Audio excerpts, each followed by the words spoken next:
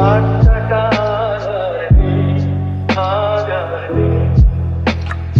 কোথায় হারিয়ে গেল সোনালি দিনের হাজার নেই। লা লা লা লা লা লা লা লা লা লা লা লা। নিখিলেশ প্যারিসে, মইনুল ঢাকাতে, নেই তারা আজ কোনো খবরে।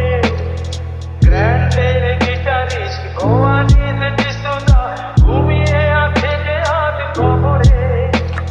তাকে যেন ভালোবেসে আঘাত পেয়ে যে শেষে পাগলা রোগে আছে রমারা।